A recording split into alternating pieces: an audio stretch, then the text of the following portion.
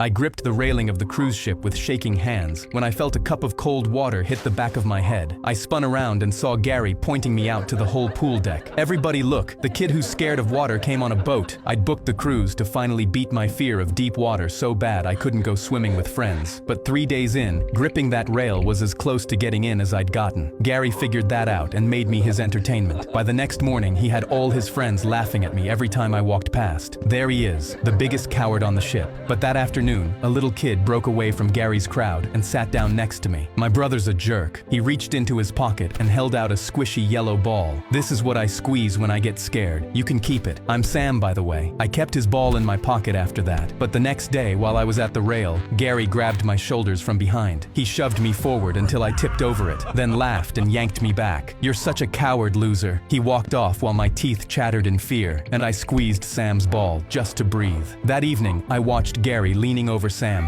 yelling and pointing in my direction, and felt something terrible was coming. Then at night, Gary started flicking mashed potatoes at me across the deck, but Sam grabbed his arm. "Stop it, leave him alone." That's when Gary shoved him hard in the chest, and Sam hit the rail and flipped over the side. For 1 second, nobody moved, as Sam fell 60 feet and hit the water below. Gary lunged at the rail and froze, as his little brother splashed and screamed, "Help!" Gary got 1 foot up on the metal, but his hands trembled on the rail, and he was too afraid to go over. I looked at the drop and felt my chest freeze, but I knew I had no choice. I yelled at Gary to get the captain, climbed the rail with shaking hands, and jumped 60 feet into the black water I'd been terrified of. The cold hit me, and my arms seized up so hard I forgot how to move them. I gasped in a mouthful of seawater as the ship swam away, while Sam thrashed a few feet from me and kept going under. I swam toward him, and my lungs burned because I didn't know how to swim, and was sure I'd drown right next to him. But then Sam caught my shoulders and climbed, and I pulled his squishy yellow ball from my pocket and pressed it into his palm. "Squeeze it, Sam." His whole body relaxed as he did, and I held on to him, kicking just enough to keep our heads above the water I'd feared my whole life. A life ring finally slapped down beside us, and I cried as they pulled us on board. Sam hugged me, still holding his stress ball, while Gary stood frozen at the rail, his face red with embarrassment and fear. Turns out he was the coward who couldn't get in the ocean after all.